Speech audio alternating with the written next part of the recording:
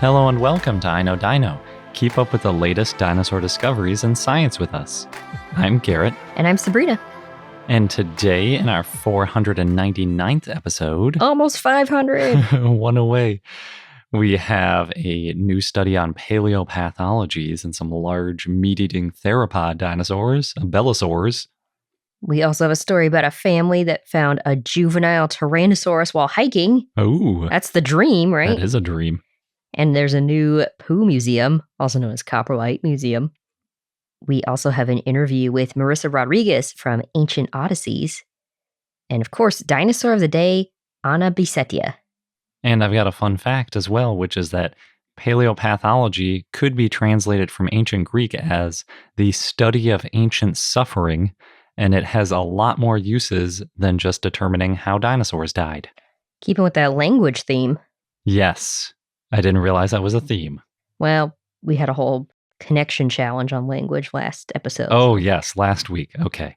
I was like, what does that have to do with the belosaurs and hiking? I don't get it. Continuity between week to week. I see.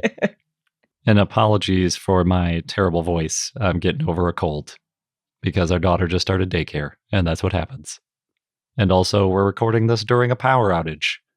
Yay! So there's a lot going on in our studio right now. That's how you know we're dedicated. Mm-hmm. We're really keeping up with the never missing a single week, no matter what energy. And before we get into this episode, we want to thank some of our patrons for helping to encourage us to get going, even in weeks where a lot of things are going wrong. And this week, we'd like to thank Danny Hermes, Quadrasaurus, Chuck, Velociraptor, Risa, Randy and Squim, Othnelia, Resident Zeno, Fernando and his mom Maria, and Dang. All right. Thank you so much for being a Know-It-All with us. It's really fun to see our community grow. Yeah, so there have been so many good discussions on our I Know Dino Discord server lately. Mm-hmm. Which is one of the perks if you haven't signed up yet. Patreon.com/IKnowDino. And you can see the new taxon klaxon. Yes. One of my favorite new things that started on there every time a new dinosaur is named. All right, jumping into the new paper on paleopathologies for South American dinosaurs. I love a good pathology paper. They are very interesting. Like I was saying, it's about ancient suffering, so it's all the different issues that you can see in dinosaur bones in this case.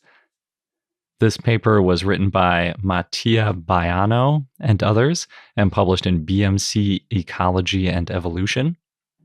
And the paper describes the first occurrences of pathologies in non-tetanurine theropods from South America. Again, in dinosaur context, paleopathologies are mostly injuries or diseases in the bones. Non-tetanurine theropods, too, is a fairly small group compared to tetanurines. It is, except in South America, since ceratosaurs are non-tetanurine and belosaurs, specifically in this case, that's a lot of the theropods that you find in South America. Oh, true. So there are actually quite a few in that group. It is surprising that these are the first described pathologies from there. They're not necessarily the first time they've ever been noticed, but these are the first where they've been described from. Mm. I like the way they introduced it by saying, quote, among extinct vertebrates, non-avian dinosaurs have drawn attention in terms of pathological evidence since a wide array of fossilized lesions and diseases were noticed in these ancient organisms, end quote. Yeah, because sometimes it's large bones and you see these bony outgrowths and large things that seem like maybe that's not something you would want if you were alive to have. Yes, that's very true. I think also because the bones, like you're saying, are so large, when you're looking at them, you don't really have to get under a microscope to notice a lot of these paleopathologies. A bone that's broken and rehealed when it's 2 meters or 6 feet long can have this huge bulge sticking out of it, almost like there's a soccer ball inside it or something. It really can jump out at you. So in this paper, they focused on 3 different dinosaurs, Aucasaurus, Elamgasum, and Kilmasaurus. That's with a Q. Yeah, QUI. I'm not entirely sure how to pronounce that one. It's named from a group of people in Argentina called, I think, the Quilmes, which is Quilme, sometimes also spelled Kilme. They're not a very large group, so it's not easy to find a pronunciation guide Yeah. on the group name. And it's also possibly a dubious dinosaur, which doesn't help. But all three of those animals are abelisaurids. That's the group that includes Carnotaurus and Majungasaurus. They've got those small arms. They do, yes, but still often four fingers. Mm-hmm. All three of these abelisaurids are from Patagonia in Argentina, and all from the Late Cretaceous as well. Kilmasaurus was named in 2001. It lived in Argentina about 70 million years ago, and it's only known from leg bones, which aren't that unique, and that's why the name isn't really used much anymore, and it's probably a nomen dubium or nomen vanum. And that's because, we found these leg bones, but since they look like leg bones of other theropods or other abelisaurids, there's no distinguishing unique features. That's why the name is dubious. Yes, exactly. It doesn't mean, though, that this animal didn't exist. Yes, and it definitely existed. There's the bones to prove it. Just what was the name of this animal? Well, what type of animal was this? Because they weren't going by the same names. Yeah, and in cases of animals like Nanotyrannus, it's not a question of whether or not Nanotyrannus is real. It is a real animal that existed. We just don't know if Nanotyrannus is just another name for a young Tyrannosaurus. So to get synonymized, as they say, it doesn't just disappear from existence. But Kilmasaurus was medium-sized, estimated to be about 5.3 meters or 17 feet long. I was surprised they had that specific of a length estimate for a dinosaur without any known vertebrae. Yeah. From just a leg guessing down to a fraction of a meter is pretty specific. A little skeptical about that, but I guess if it had the exact same proportions as other similar abelisaurids, then you could get pretty close. So that's Kilmasaurus. Then Aucasaurus is the next one. It was named in 2002. All of these were named in the last 23 years in the 2000s. Aucasaurus lived in Argentina about 80 million years ago. So no overlap. Probably not. Kilmasaurus was a very rough estimate at 70 million years, so maybe they overlapped a little bit. But Aucasaurus is really cool. It's known from a much more complete skeleton. Basically, the whole animal, except for the end of the tail, is known. Wow. It's probably the most complete abelisaurid ever found, period, which is really cool because there's a lot of abelisaurids. And it had the same tiny arms as Carnotaurus, but it had a longer head and it didn't have horns. It was medium-sized, roughly 6 meters or 20 feet long, and about 2 meters or 7 feet tall, which is about 2 meters or 7 feet shorter in length than Carnotaurus, and it might have only weighed about half as much as Carnotaurus, because as that length goes up, even just a couple of meters, you get a lot bigger around in some cases. And then the last one that they looked at was Elamgasum. That one was named in 2022. Oh, that means we covered it. We sure did. It's the oldest of the three. It's about 90 million years old. That's also a pretty rough estimate. It's known from toe bones, partial leg bones, and fragments of vertebrae from the neck and tail. It's smaller than the other two at about 4 meters or 13 feet long, but it was only about 8 years old and it was still growing when it died. So how long the species could have gotten in general is a little bit unknown. So even though 2 of these finds, not including Aucasaurus, are pretty fragmentary, there is still a lot that can be learned from these bones. The researchers selected these individuals because they noticed pathologies with all 3 of the dinosaurs, and they took pieces of some of the bones and looked at them under a microscope, aka histology, and for others they put them in a CT scanner, all to help identify what the problem was that the dinosaur was dealing with, developed the pathology. For Kilmasaurus, the right tibia has a variation in the outer part of the bone, and as they put it, that's probably due to the presence of the radial fibrolamellar bone tissue. Okay. It's not broken and it doesn't have any puncture marks, so it probably wasn't from an infection or traumatic injury. The cause is actually still debated, but it could be caused by a disease or an injury from straining the tibia because of a broken or weakened fibula. So basically, you've got the tibia and the fibula next to each other in all dinosaur legs as well as human legs. And if the fibula breaks, that puts more strain on the tibia. And we have a couple of Maiasaura where that exact thing happened and it caused a similar sort of variation in the tibia. Unfortunately, with Kilmasaurus, we don't have the fibula to see if it was broken, but we can sort of guess based on what we've seen in Maiasaur that maybe that's what was going on in Kilmasaurus, which is pretty cool. Yeah, well, not cool for the dinosaur, but cool for us to see. It's cool to be able to deduce that. From Aucasaurus, they looked at two tail vertebrae which are fused together. They think it's a congenital disorder, meaning it's something that Aucasaurus was born with. Other archosaurs and mammals, including humans, can have vertebrae that fuse in the same way. And we may actually share this exact same congenital disorder with dinosaurs. This is the only known case in a theropod that isn't a tetanurans, because again, abelisaurs are ceratosaurs, which aren't tetanurans. It sounds like this pathology wasn't debilitating like the other one. No, yeah, because there are a lot of people that deal with having vertebrae that fuse together. It can happen from injuries, or in this case, from a congenital disorder. And in the case of congenital disorders like this, we see them all over the reptile and mammal family tree, which is why they think maybe there's a shared ancestor way back in like early tetrapods. Basically, the first four-limbed animals might have been the first ones to develop this problem. And then with Elamgasum, they looked at some partially fused vertebrae. Actually, only part of the centra are fused together, not the whole centra like you see in Aucasaurus. With Elamgasum, they diagnosed it as a spondyloarthropathy, or SPA, which is what I'm going to say from now on because that is a hard thing to say. SPA is a type of inflammatory arthritis in the spine, and that arthritis caused some bone growth that gave the vertebrae a quote-unquote bamboo appearance. Ooh. You don't want your vertebrae to look like bamboo. No. There's another type of vertebrae fusing that they considered, which is called DISH.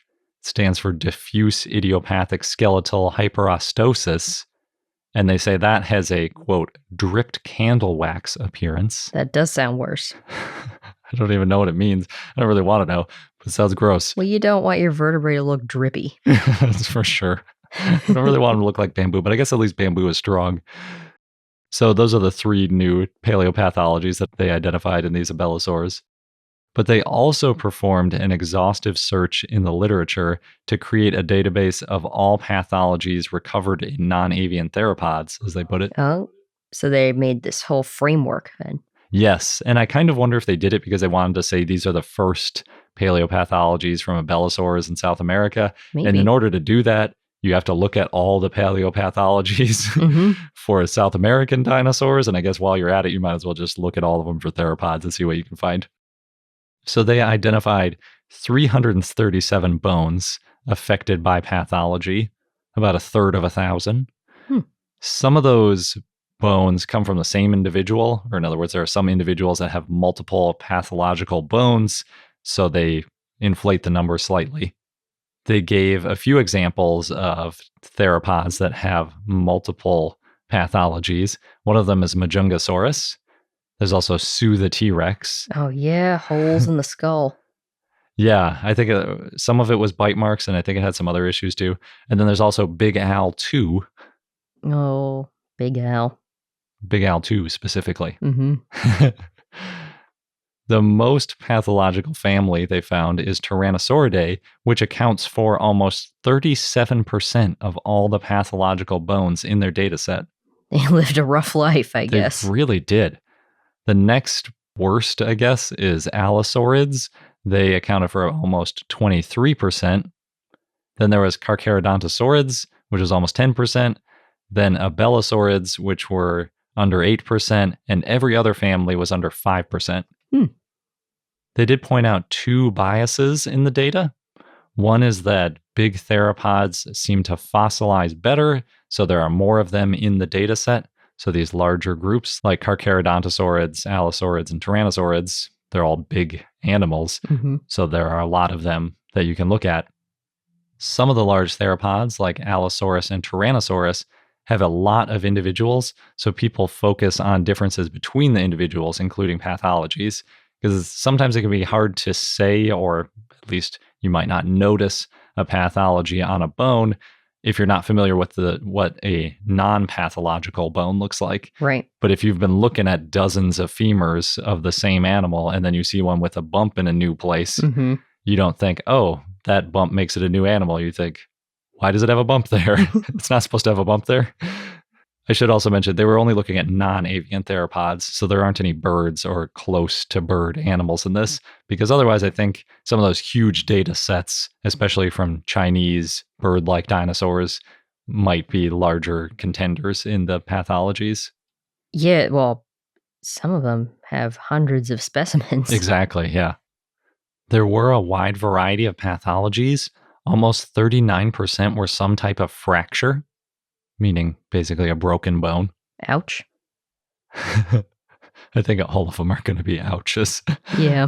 About 23% of them were unspecified in the publication, either because they couldn't determine the type of pathology or they just didn't list it because they didn't go through and look at every one of these 300 plus bones individually. It was more of a literature search.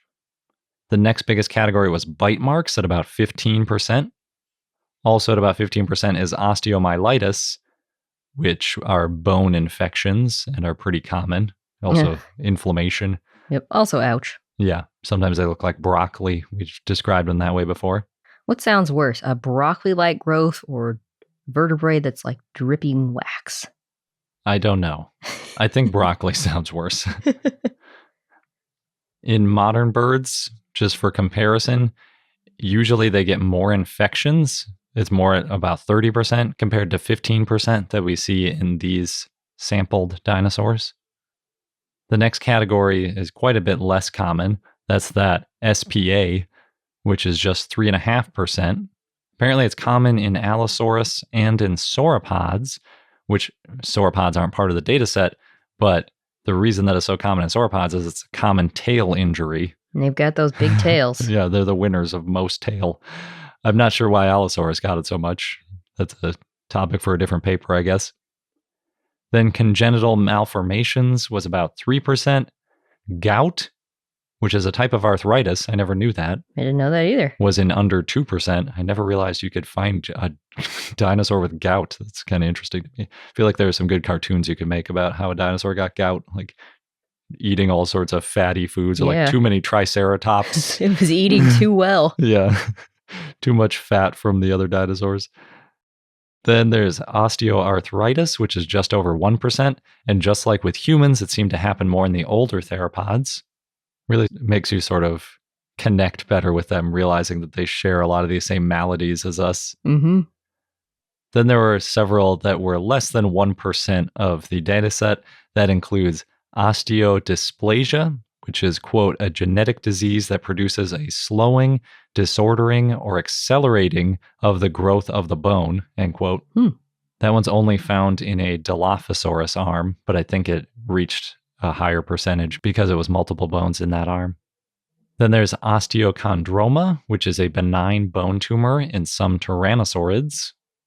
Then they just have the categories of indeterminate tumors, which were found in Allosaurus and Dilophosaurus, and indeterminate arthritis, which is in one other specimen.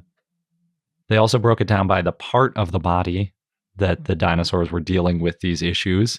The most often part of the body was in the axial part of the skeleton, which is mostly the vertebrae, but often also includes the ribs. That makes sense. I've heard of, or at least theories of belly flopping. Yeah, for damaging ribs. Mm-hmm. Yeah, we do see a fair amount of broken ribs going on, and broken bones were the most common. But also, like we were talking about, the tail is another place where you could expect to find a lot of injuries. The next most often is in the limbs. That also makes sense. I actually expected that to be the most common. Maybe it would be more common in the heavier dinosaurs like sauropods, but in a lot of heavy dinosaurs, they get issues with their ankles and their leg bones just from bearing all that weight. Mm-hmm. You know, many tons over a lifetime really does some damage or can do some damage. And then the least common by far was the skull, although there's one outlier, and that's T-Rex, since apparently they really like chewing on each other's faces. Ugh. Yeah. I wonder why. It's probably competition. There's a lot of animals today that bite at each other. Like we had that one listener who wrote in that one of the dogs bit the other dog on the face True. and actually caused damage to the bone Yeah. by biting so hard. So if dogs can do it and T-Rex could bite so much harder, you can imagine that if they were biting each other on the face often, it's not surprising that there are signs of it on their bones. Glad I'm not a T-Rex. Yeah, me too. But there you go. There's a summary of not just the 3 new paleopathologies from South America, but all paleopathologies in theropods. I like hearing and reading about the pathologies, but I always feel sorry for the dinosaurs after I learn about it. Yeah. But it really reinforces to me that they aren't just mindless killing machines that are bulletproof like they often are in movies. Like, not only are they bulletproof, they could get injured just tripping over something or bumping their tail into something or even just be born with a problem just like we can be. You mean not only are they not bulletproof? Yes. Yeah. That is what I meant. Well, speaking of T-Rex, we'll get to our story of the family that found the juvenile Tyrannosaurus in just a moment, but first we're going to take a quick break for our sponsors. So, speaking of T-Rex, like I mentioned earlier, there's a family that went on a hike and found a juvenile Tyrannosaurus. That's so cool. Yeah, this happened in the summer of 2022, so pretty recently. It was Sam Fisher, his 2 sons, Jessen and Liam, and then his nephew, Caden. And they just saw this dinosaur leg sticking out of a rock while they were on a hike in North Dakota. And they're in the Hell Creek Formation, which is cool. A good place to be if you're going to stumble onto a Tyrannosaurus. I usually think of Montana for Hell Creek, but North Dakota is just one state to the east. So maybe if they were in western North Dakota especially, there should be some good dinosaur barren rocks over there. Yeah. So they took some pictures. They sent them over to Dr. Tyler Lyson of the Denver Museum of Nature and Science because Fisher and Lyson went to high school together, so they knew each other. Yeah. It's a good connection to have. Yeah. And it turns out what they're saying right now is that it's a juvenile Tyrannosaurus Rex skeleton. Cool. So no Nanotyrannus name dropping happening? Not at this time. Because they think it's too big to be a Nanotyrannus. Okay. Yeah, that's the thing about the word juvenile. Mm-hmm. Juvenile and a T-Rex could still be 20 feet long. Yes. This skeleton's about 30% complete, and the early estimates are that the dinosaur was between 13 and 15 years old. That's based on the size of its shin bone, and about 25 feet long, which is 7.6 meters roughly, and weighed about 3,500 pounds, which is almost 1,600 kilograms. Yep. Yeah, it still had quite a bit of growing to do before it was at full-grown adult size, though. Yes, and they know that there are leg and hip bones, there's parts of the tail, there's a good chunk of the skull. There's going to be a scientific paper about the findings once it's prepared and studied sometime in the next couple years. So I expect it to be adding to the Nanotyrannus debate, but it sounds like it's leaning more towards juvenile Tyrannosaurus. Yeah, that's pretty big. Yeah. But what's funny is that at first they thought that they just had a hadrosaur, a duck-billed dinosaur. Just a hadrosaur, and who even cares about hadrosaurs? Okay, well, maybe I shouldn't say just a hadrosaur because they knew it was something good, so they kept at it. They excavated it in July of 2023. And it was a knee joint. And they thought the knee joint looked like a hadrosaur. They were hoping to find a neck bone. And instead, they found a lower jaw with a lot of teeth. I could just imagine that. Where you're like, well, this is definitely a dinosaur. It doesn't look big enough to be a T-Rex or anything. So like, well, maybe a medium-sized hadrosaur. And then you're looking for a hadrosaur neck or head. Yeah. And you find like T-Rex teeth. Yeah. Like, oh, wait. That'd be pretty exciting. Yeah. So it's now in this 9-foot-long plaster jacket that weighs more than 6,000 pounds. That's why they don't know too many details about it yet. It's got to be prepared. It took a helicopter to get it out. Mm-hmm. What's cool is it's at the Denver Museum of Nature and Science, which has an exhibition called Discovering Teen Rex. Oh, Teen Rex? Yeah, because it's a teen. It's opened June 21st, and you can see it if you're visiting. You can see the jacket being prepared. I love that. And this find's also featured in the documentary T-Rex, which is about 40 minutes long and narrated by Sam Neill, who played Dr. Alan Grant from Jurassic Park. Nice. Yeah, it sounds like a pretty cool documentary because it goes over Hell Creek Formation dinosaurs. Very cool. They got all that done really quickly. Find it in 2022. It's already getting prepared in an exhibit in a museum, and they have a documentary out already. I wonder if things sped up once they realized what they had. That's true. People love T-Rex. Especially a juvenile, potential juvenile one. Yeah, true. All right. Well, speaking of museums and exciting exhibits, like I said earlier, there's a new museum that's dedicated to fossilized poop that opened up in Williams, Arizona. It's called the Pooseum.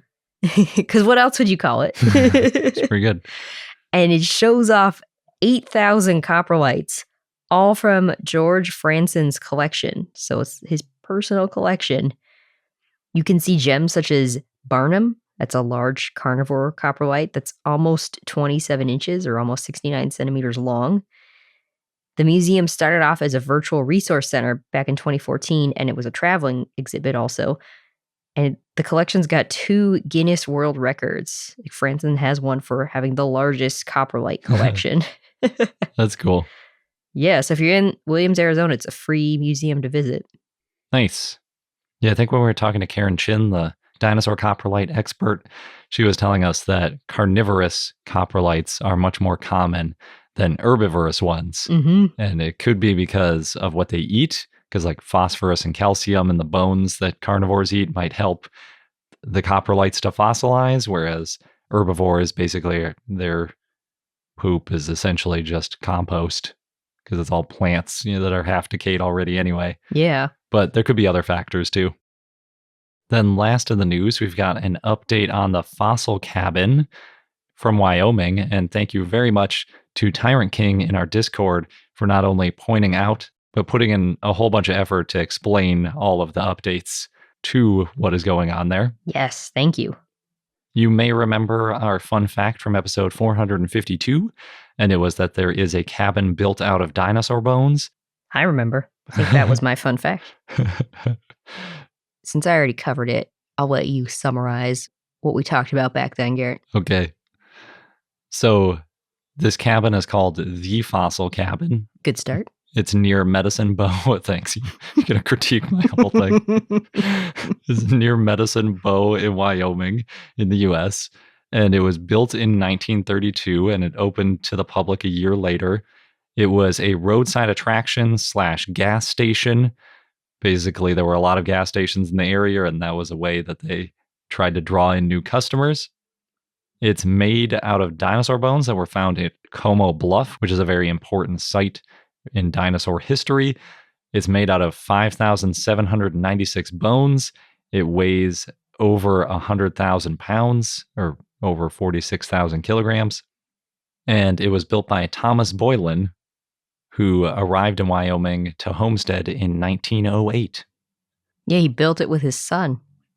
That's so cool. Yeah, he spent, I guess, the better part of 2 decades collecting bones, and he wanted to actually build a dinosaur and put it on display, but apparently he didn't get a full fossilized skeleton in all those bones because it was basically like left over from earlier digs, so it makes sense that there wasn't an easy to put together dinosaur in there. So instead, he decided to basically use the scraps as bricks for a building and literally build a building out of the bones. The building is sort of, I guess, medium-sized. I don't know. It's about 29 feet by 19 feet or roughly 9 by 6 meters. And it's now listed in the National Register of Historic Places. And since the original owner passed away, it's been sold and traded hands many times. Which kind of leaves it up in the air as to its future. It does. And there's a lot of people that are interested in it, not just because it's a unique thing, but partly because the cabin is built near Como Bluff, which, like I said, was a very important site for dinosaurs.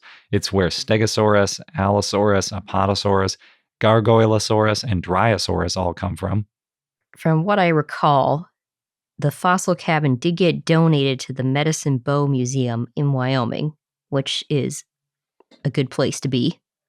Yes, and I think last time we talked, they wanted to move it to the museum, like physically move the cabin so that it would be in a more permanent place and hopefully would be easier for people to visit and appreciate and easier to conserve. But they hadn't figured out exactly how or when they were going to do it. So thanks to Tyrant King, we now know that they successfully fundraised $28,000 as a down payment to get the fossil cabin moved. Nice. And the plan was to get it moved in the summer of 2019. It's been a few years. It has. That's actually before we did the fun fact. But the contractor realized that there was no foundation, and it sounds like they were way out of their depth in terms of ability to move the cabin, and they just sort of gave up, and it also would have cost a lot more money. So the people in charge of moving the cabin decided they needed to bring in other contractors who could brace the cabin in order to move it without a foundation.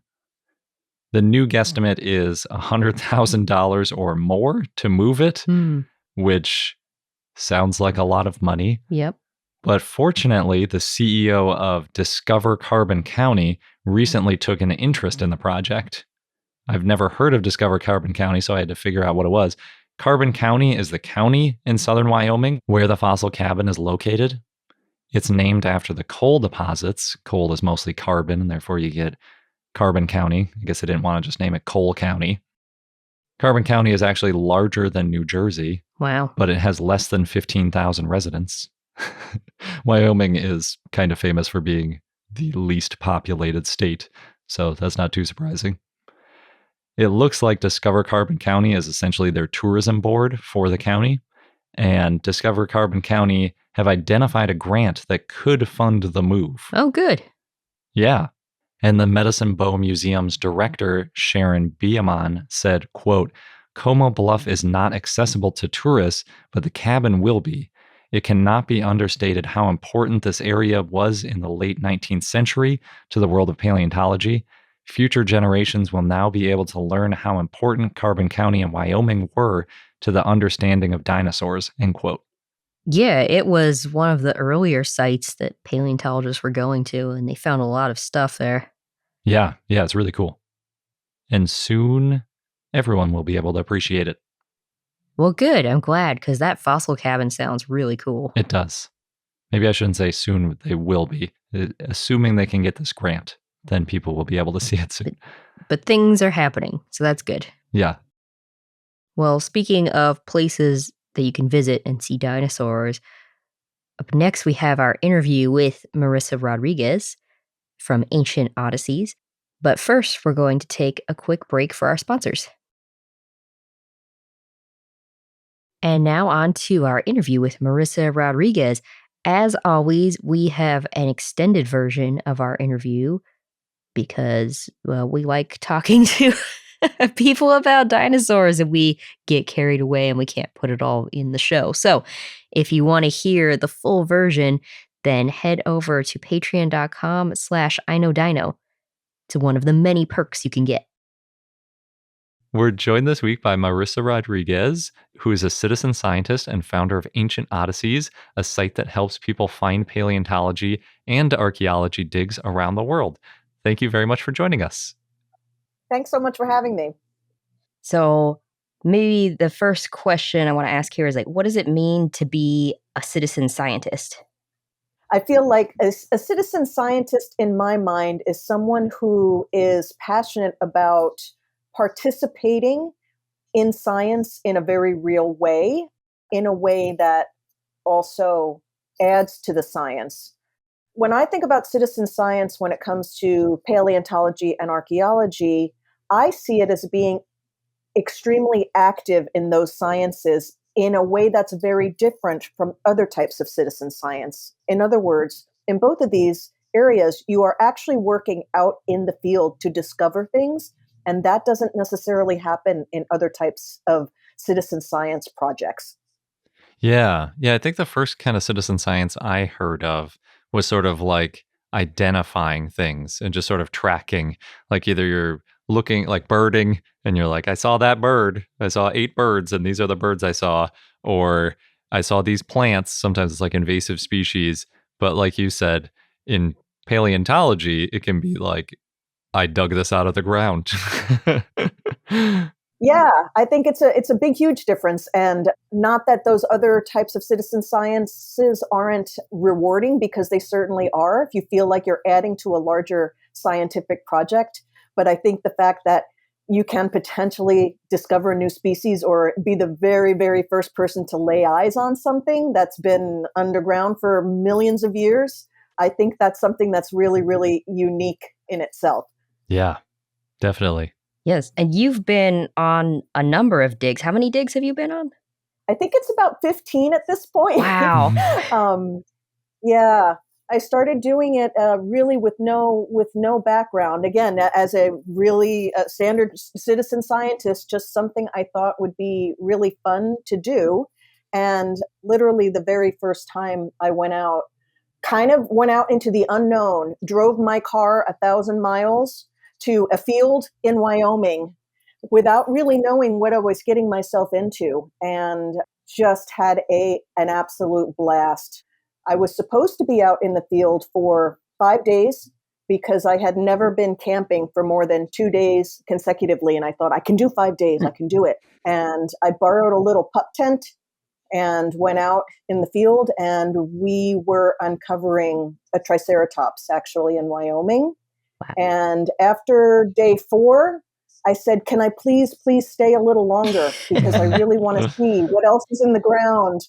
And the dig was supposed to go on for 11 days. And after about day 8, I said, can I please stay until the end because I want to see everything and understand the entire process. So I guess you could say I caught the bug that very, very first dig. And we found so much of this Triceratops. It was just exciting.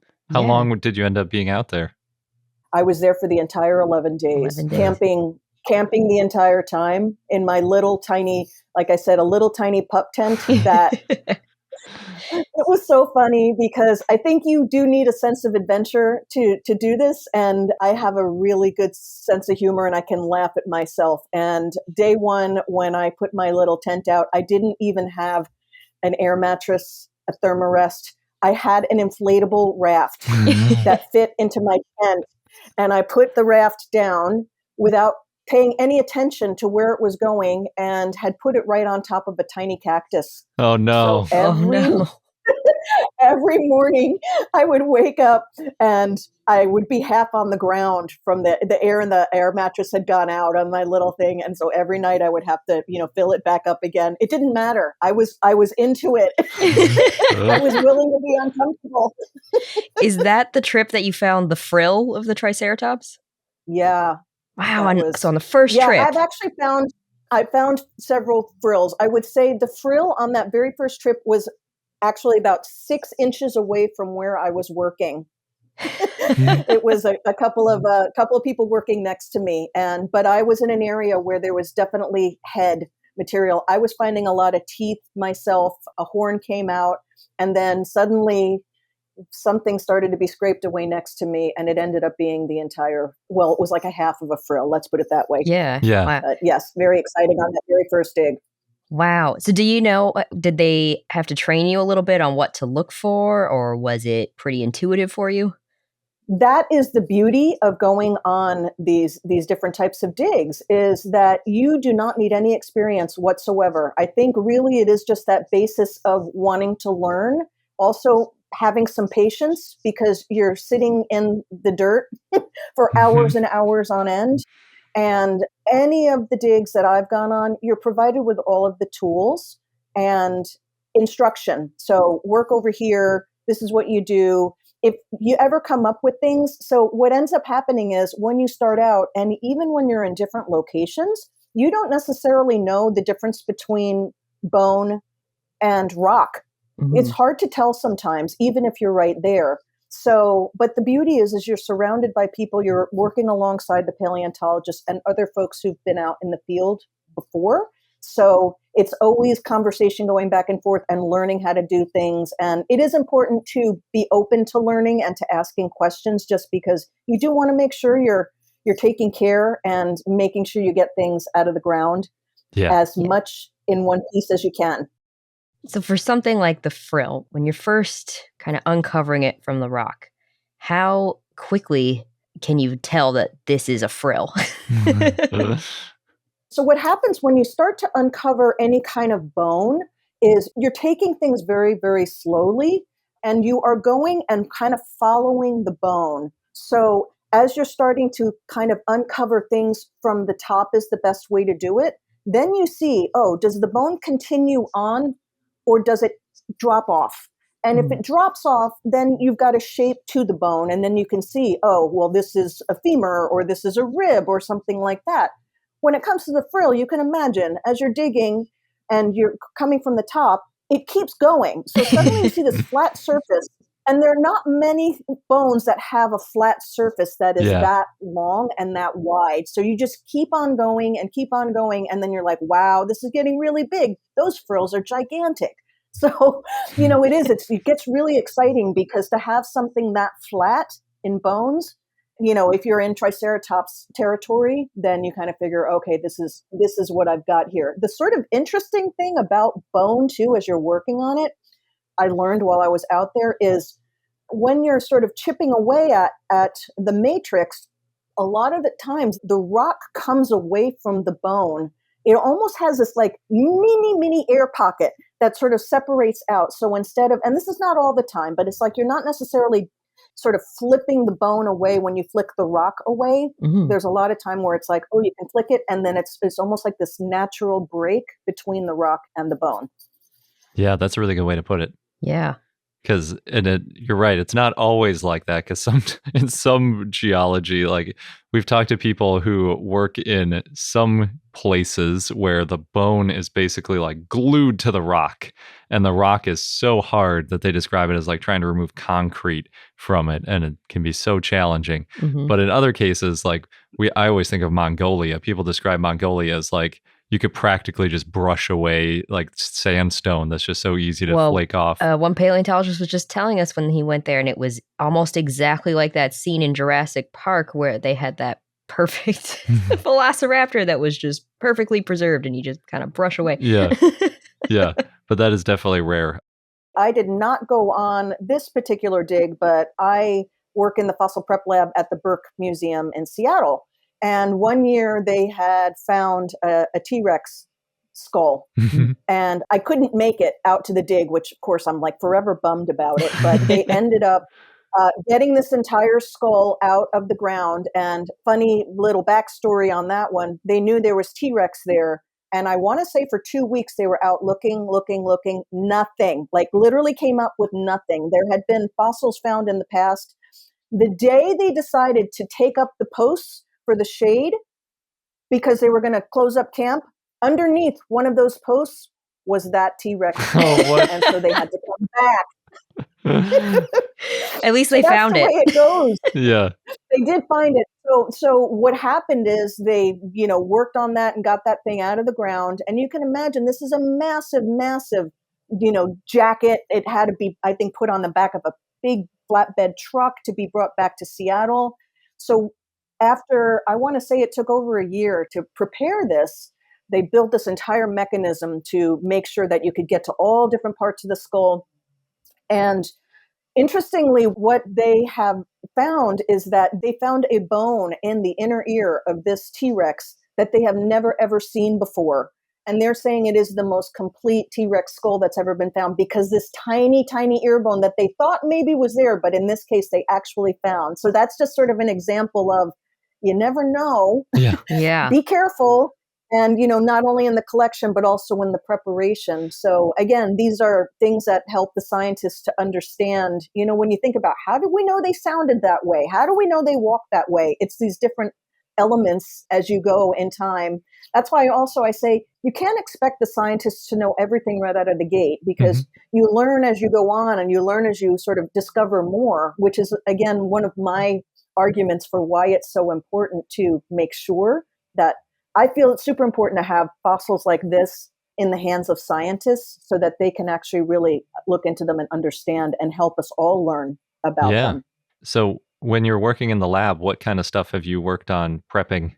I prepped a whole bunch of different things. I did end up prepping some of that T-Rex. Ooh. That was I know that. So that was exciting for me. Yeah. I mean, because I had never, I never dug up a T-Rex. So to actually work on the T-Rex was really, really cool. I've worked on a bunch of Triceratops. I ended up working on, at one point I was out in the field digging up quite a bit of hadrosaur. Mhm. And what was neat about that was getting this hadrosaur out of the ground and then also working on that in the lab. So I liked sort of that continuity of I found it, I helped work on it, and then parts of that are actually in the museum. So it's sort of full circle. Yeah, Yeah, that's great. that is great.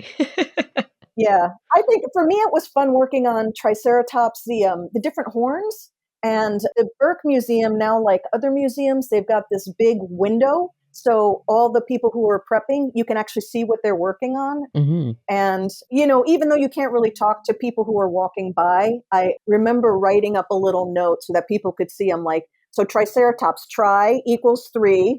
And then I was like, this is one. This is one of the 3 horns from the Triceratops. So you understand, at least little kids, if they're walking by, they could put it together. So I think I actually really enjoy working on whatever's in the lab. But for me, I sort of like kind of being on display because I like to share my enthusiasm for things. So I will, as much as I can, even if the public is walking by, sort of interact because I like to sort of teach people and sort of share my enthusiasm about stuff.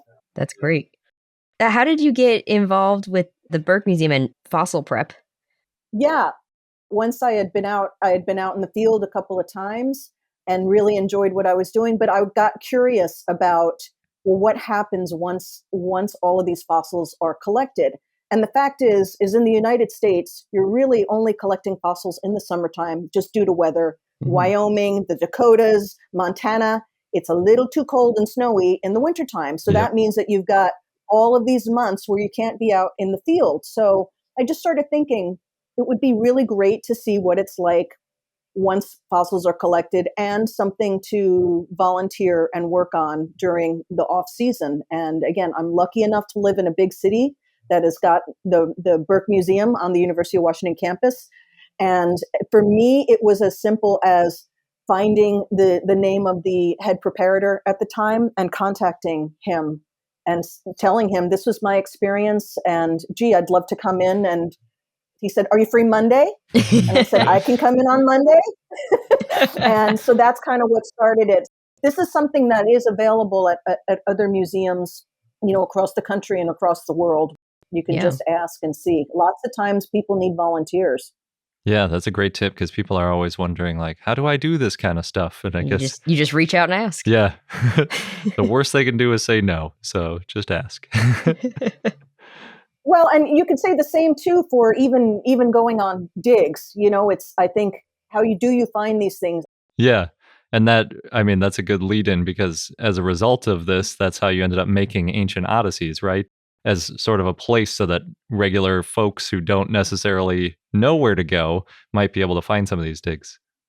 It's 100% the reason why I decided to launch the website and to launch the company because again, even for those who are in labs, I mean, I can name names of people who, working within fossil prep labs in different locations didn't know about different sites and different field work and field schools. And so it would literally be passed around word of mouth. And then I thought, there's got to be an easier way for people to find this. And then the thing is again, I think a lot of people didn't understand what I came to learn. And that is, you do not need a degree. You do not need to have past experience. That the researchers in some cases are perfectly happy to teach you how to do field work. They've got the tools. You just have to sort of have the willingness and the patience to do it, and also the ability in some cases to withstand severe heat and wind.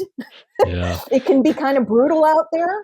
So Yeah. it's definitely not for everyone. But I mean, that's why I thought, let me come up with a way to introduce people to these different opportunities, because I also feel like not only do people, citizen scientists, and just other folks kind of want to do something like this, it's super exciting to discover something, but also I recognize that the researchers and the scientists themselves not only could use the extra helping hands, but the funding, if you're paying to join a dig, which, you're paying for someone's time, you're paying for the tools, it really helps the sciences. I mean, these are scientists who are not very well funded and kind of a lot of times scraping money together. And I thought, let me put these two together. And I'm going to introduce people who really want to go on a dig with people who have digs. And it's like a match made in heaven.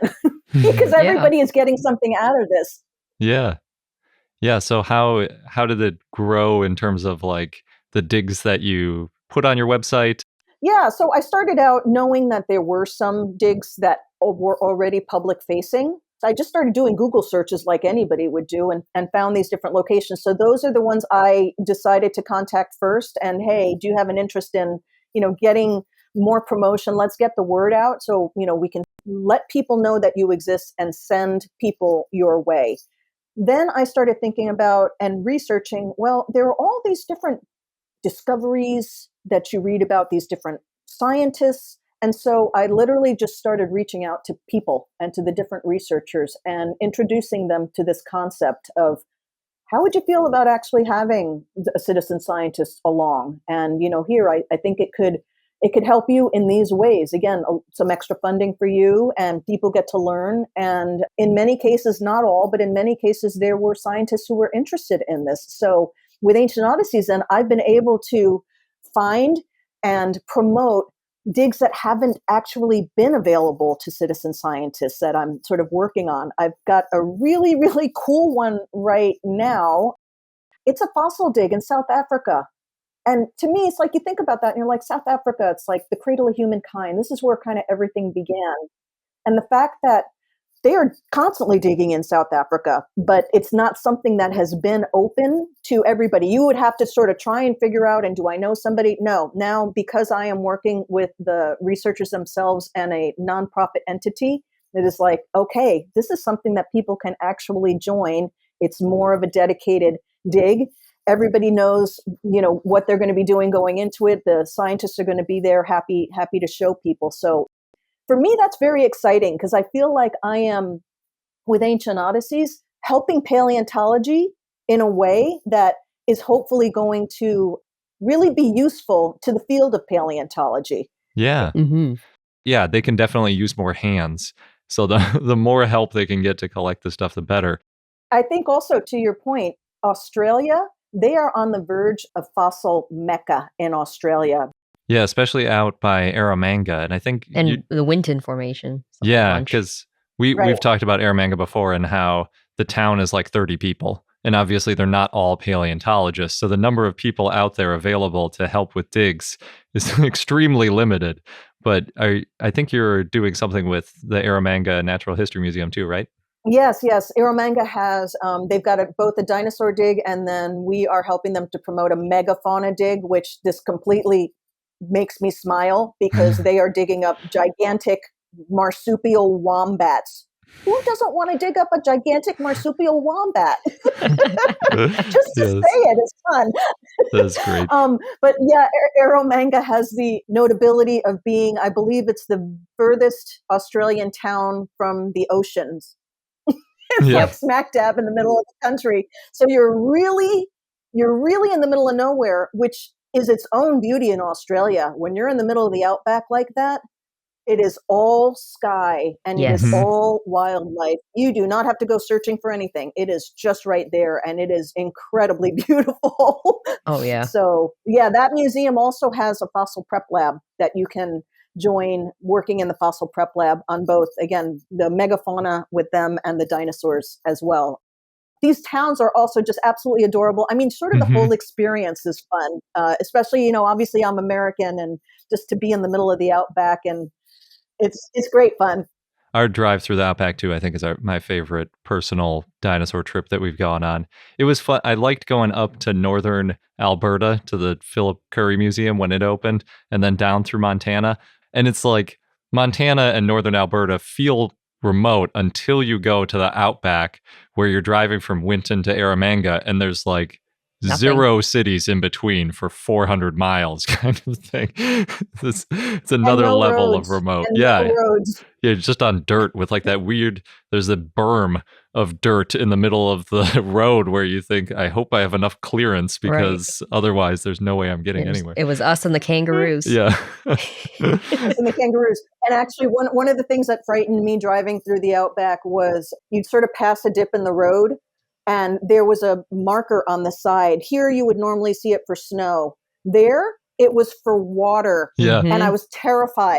I'm like, the water gets to be 2 meters high? Yeah. I remember people warning us, like, check the weather. Like, there was a specific website for washed out roads, basically, because they were saying you could get stranded for days in these little pockets if Yep. you're between a couple dips in the road and the water goes up, 2-3 meters. So you're like talking almost 10 feet of water. Mm-hmm. There's no way you're just on a little island for a while in the outback waiting for the water to go down. I think this is also kind of a great reason to be accompanied by people who know the area. So, on these different digs, they're going out at time Yeah. of the year. When I was out, there was no danger of any weather. However, the one thing I also laugh about is no one warned me about the flies in Australia. And I can go out and I have literally sat in the United States in 110 degrees.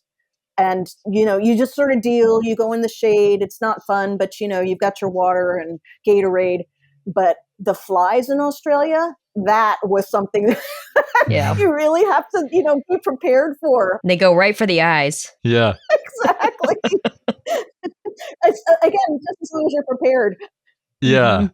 I think it was a little while ago on the show I was talking about how they think that moths evolved their proboscis, their little sucking tube, to drink moisture in really dry environments. And part of that is from eyes of animals. And I think flies are like the same. In the outback, there's so little moisture that they see a mammal with a big eyeball and they're like, oh, jackpot. I'm going to drink. It's not pleasant. Exactly. The first I was out at in Richmond in the outback in Queensland, and just got out there, was being shown, okay, this is where you're going to find Chronosaurus. This is where you're going to dig up this, and the flies started coming at us. And my friend who I was traveling with, we said, well, we need to go back and get our bug spray. And the guide laughed and he said, they're just going to lick that up like dessert. No, you need to get a fly net. Yeah. Yeah, I think we wore bug spray too, and it didn't make Nothing. a difference. And some people were more used to it than we were. And I know there's a few times we were trying to take pictures with people and I'm just hands in my face swatting away flies and everyone else is totally fine. How are you doing this? Yeah.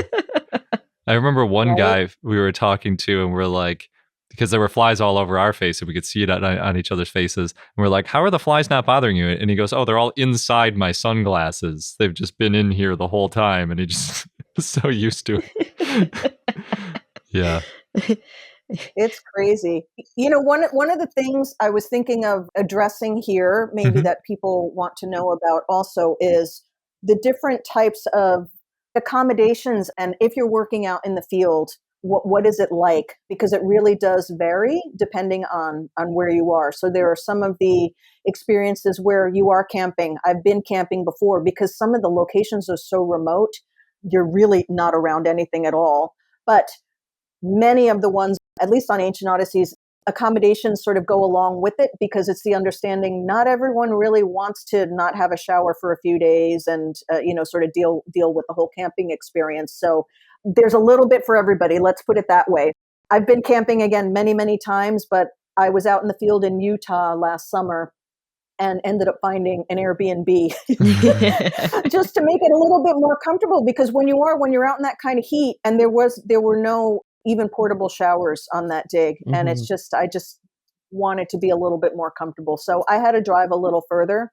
That for others, that may take away from the experience, but it really does depend. And there is kind of something for everybody. Yeah, that's Yeah. good to know. I do not do well in the heat. I could do cold, no problem. But when it gets above like 80, 90 degrees, I'm not doing so well. Even in a dry heat, the dry heat affects you as well. Yeah. I mean, I can acclimate to it after a while, but it takes me a while. He's from the Midwest. He's used to the cold. I got a lot of Norwegian blood in me. And so I can handle like negative 40 degrees a lot easier than I can handle 100 degrees. And then I'm the exact opposite. Yeah. Well, so for our listeners, where's the best place if they want to find out more about you and Ancient Odysseys online? And sign up.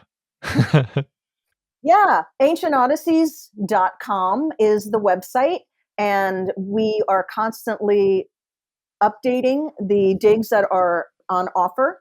There is a mailing list actually at the bottom of every single page. You can sign up for free to get our newsletter This year's digs are available every year. Those are updated. And it's just a great way to be the very, very first person to know when there are new digs available.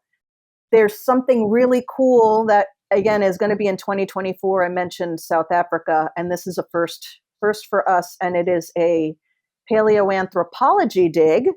So that's a hominid dig in South Africa that has never, ever before been available to members of the public. And it's in the cradle of humankind, which is, just an incredible opportunity to work alongside the scientists in these locations. So this is what's happening is, as Ancient Odysseys grows, there will be more and more of these types of really exclusive, unique opportunities as we work, because we work right alongside the researchers. You're actually out in the field working with them, and funds go to assist their research, which is just incredible to be able to give back to science in that way. So if it's something that your listeners are interested in, or someone like I do, and I've always wanted to be Indiana Jones, or I never thought I could dig up a dinosaur. Well, you can.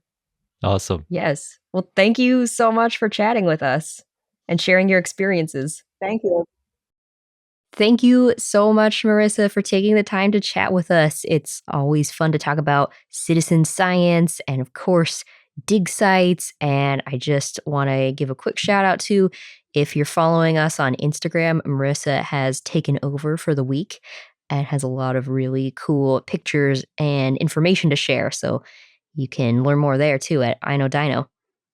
And now on to our dinosaur of the day, Anabisetia, which was a request from Morgan via our Patreon and Discord. So thanks. Yet another perk of being a Dino know-it-all. It was an Elasmarian ornithopod that lived in the Late Cretaceous in what is now Neuquén Province in South America in the Lisandro Formation. Even though it's from the Late Cretaceous, to me it looked kind of like how early dinosaurs looked. It also looks similar to other ornithopods like Hypsilophodon, Othnielia, and Dryosaurus. And by that I mean it was small. It walked on two legs.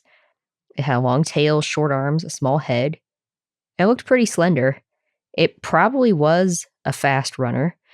It was estimated to be, again, small, around 2 meters or 6.5 feet long, and weigh about 20 kilograms or 44 pounds. And Elasmarians are ornithopods that lived in the Cretaceous, just as a quick recap, in what's now South America, Antarctica, and Australia, and many of them used to be thought of as Hypsilophodons. As a group, they had modifications in their feet and tail to help them run faster, which might have been a differentiator for them compared to other herbivorous dinosaurs of their time, so that was their ecological niche. Anabisetia is closely related to Gasparinasaura, an ornithopod that lived in the Late Cretaceous and has also been found in Patagonia, but it's larger and older than Gasparinasaura. So obviously both of them are Elasmarians from South America. Some other Elasmarians, just for reference, are Diluvicursor from Australia and Morosaurus from Antarctica, just to show these southern continents getting together.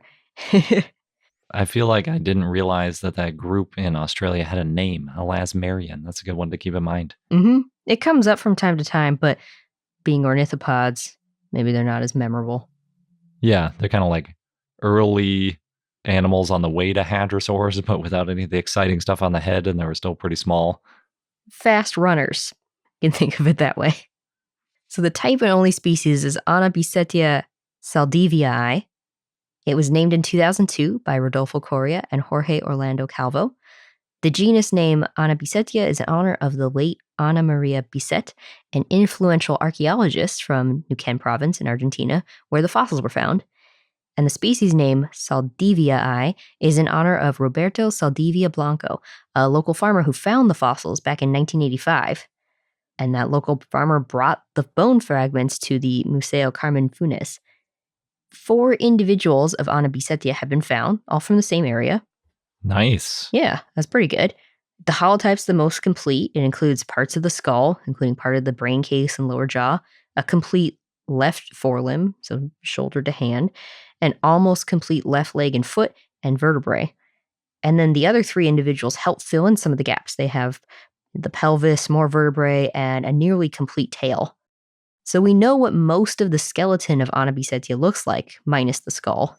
Although you said there's a little bit of the skull. Yes, a little bit. It had some unique features, such as a flattened fifth hand bone or metacarpal and an extension on the shoulder blade. It also had a reduced first metatarsal or foot bone. Anabisetia probably lived in a swampy environment or in an area with a lot of rivers and streams. Some other dinosaurs that lived around the same time and place include the Titanosaur, Cetaxaurus, and theropods like abelosauroids and carcharodontosaurids, as well as ornithopods and birds.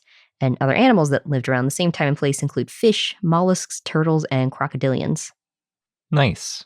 Sounds like a pretty important one since we know so much of its body and it's from that group that isn't as well known. Yeah.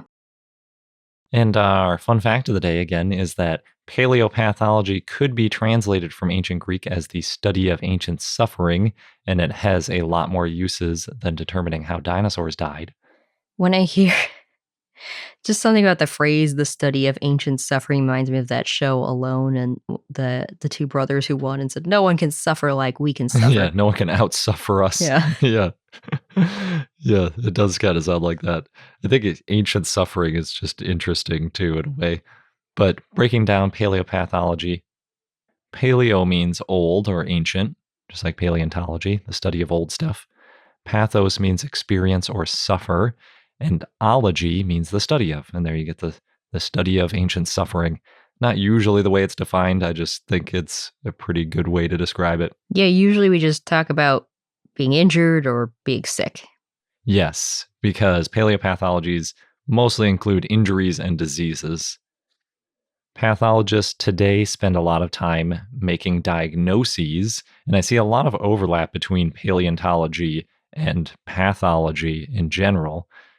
Pathologists use a lot of different tools to measure exactly what's going on in someone's body or to identify abnormal tissue, whereas paleontologists do the exact same thing when they're trying to figure out what's going on with an unusual fossil. Pathologists generally use biopsies, and paleontologists generally use histological samples, as we call them, although technically, according to the NIH, a biopsy is, quote, the removal of cells or tissues for examination by a pathologist, end quote. So it seems like we could call a slice of dinosaur bone a biopsy, or maybe a paleobiopsy. I think that'd be kind of fun if that caught on. Histology is also a tool for human pathologists, or, I mean, I guess all pathologists are human, but pathologists that are working on humans. Apologies to our patron, Histologysaurus, if I'm completely oversimplifying things, but I liked the definition of medical histology by Tatiana Gurina and Larry Sims. They say that medical histology is, quote, the microscopic study of tissues and organs through sectioning, staining, and examining those sections under a microscope, end quote. So in other words, it's studying tissues by putting a small piece or slice under a microscope, and then usually adding something to it to make it easier to see the details you're trying to see. With dinosaurs, we usually have just bones, but with humans, histology is pretty rarely done with bones. It's done on a lot of other parts of the body much more often. Oh, see, since we talk about dinosaurs all the time, I only think of it as bones. I did for a long time too. I think Histologysaurus might have explained it to us a little bit. And then I realized, wait a second. So histology can be done on skin, which might be the most common type of histology, but it's also done on muscles, organs, nerves, cartilage, blood, lymph, bone, or literally any other part of the body. If you've ever been to a dermatologist and they took a biopsy of your skin to get it tested, they probably sent it to a dermatopathologist to do some histology on the sample and make a diagnosis and decide whether or not it was cancerous, if it should be completely removed, or if it could just be left in place because they diagnosed it as something benign. If you ever are nervous about getting a biopsy, just think about how you're a part of the same scientific process that paleontologists are using when they're studying the most interesting dinosaur bones. Maybe it'll make it a little easier to get through. With humans, biopsies are taken when someone complains about a problem or something abnormal is noticed during a screening. And in paleontology, unfortunately, dinosaurs don't complain. Well, so, they can't. Yeah. So the only way to find pathologies is by screening. But that means that someone has to notice the bone looks unusual, also known as pathological, and it can take a long time. Sometimes it takes over 100 years after a fossil is prepared for someone to look at it and actually do a screening and notice a pathology. Because in a lot of cases, it's not really obvious unless you're looking for those specific types of issues. Mm-hmm. Sometimes they're even hiding in plain sight in an exhibit with thousands of visitors a day walking by it day after day, year after year before somebody comes by and is looking for pathologies and notices them in the fossil. You probably have to know what you're looking for. Yeah, you really do. Because pathologies aren't always obvious. However, once the pathology is noticed, they generally do what I'm calling paleobiopsy. Or you can do a CT scan, or you could just compare the outside of the bone to other similar bones, depending on what type of pathology it is. And those are just all parts of the paleopathology discipline for trying to diagnose what was going on with the animal. By comparing key features of the pathology to living animals, they can diagnose what was going on with the fossilized animal back when it was still alive. And sometimes they can even determine if it was the cause of death. But often it isn't, because often it's like the ones we were talking about, where it's a couple of vertebrae that fuse together, or it's a strain on a bone, or it's some other minor problem which may have affected the way they walked or lived their life, but not in a fatal way. It's not always just a broken leg or something. Because paleopathology is the study of ancient suffering, it's not just limited to animal remains. How does that work? Yeah. So included in paleopathologies, you can look at coprolites, like you were talking about in the Pooh Museum. There might be some pathologies in those coprolites. Actually, there probably are with how many there are in the sample. Mm-hmm. Because sometimes maladies show up in feces. Mm-hmm. And if it fossilizes into a coprolite, that malady or that indication of that malady may still be in the fossilized coprolite. Paleopathology is also one of the places where paleontology and archaeology overlap. When archaeologists study diseases or injuries, they're also investigating paleopathologies. This includes looking at mummified tissues, skeletons, and even old documents like early books, paintings, and sculptures that can be considered part of the paleopathology field. Mm-hmm. One famous example of an archaeological paleopathology is the Black Death, aka the plague. Oh, that's why you were researching the plague. I read so much about the plague. I'm only going to share a tiny bit. But basically, for a long time, people weren't exactly sure what caused the plague. And paleopathologists had to look through a whole bunch of different clues and different types of data in order to figure out the cause of the pandemic by examining things like bones, books, and other sources. You can't look at books for dinosaur pathologies. You can't. They didn't make paintings as far as we know either. I think the issue was fairly well settled in 2010 when Stephanie Hansch and others published a DNA study in PLOS Pathogens. They managed to find the DNA of Yersinia pestis, also known as Y. pestis, in the teeth or bones from several known plague pits all across Europe. The all across Europe part is important because people had previously speculated maybe the plague couldn't have spread that far. Maybe it was different things causing people to die in different parts of Europe. But they found that the same bacterium was in all of those places, and Y. pestis is the bacterium that causes 3 types of plague. I didn't realize this, but it's not just bubonic plague. Bubonic refers to swollen lymph nodes. Y. pestis also causes pneumonic plague, or maybe pneumonic plague, which is in the lungs. Oh, like pneumonia? Yes, as well as septic emic, or maybe septicemic plague, which causes sepsis. But thanks to paleopathologists, we now know that that bacterium was in fact the cause of the plague. And that also means that we have a better understanding of this ancient, horrible thing that happened. And therefore, we're hopefully more prepared in the future for dealing with these kinds of things because we can learn from the past, thanks to paleopathologists figuring out what happened in the past. Nice. So hooray for pathologists and histologists. I feel like you got to have a strong stomach for this kind of study. I mean, we have talked to people who said the nice thing about dealing with it in ancient remains is that there's no smell. Oh, good point. Good point. The smell is long gone by the time it's fossilized. But yeah, we can learn a lot about things that happened a long time ago. And yeah, it's cool to see the overlap of different sciences. Well, that wraps up this episode of I Know Dino. Stay tuned because our next episode is episode 500. I'll give you a clue. It has to do with some fast-running dinosaurs known for those sickle-shaped claws. Oh, I think I know what you're talking about. I bet a lot of people know what I'm talking about. We also will have some other fun surprises, so make sure you listen. And again, if you want some bonus content like access to our extended interviews, then make sure you join our Patreon, patreon.com/iknowdino. Thanks for listening, and until next time.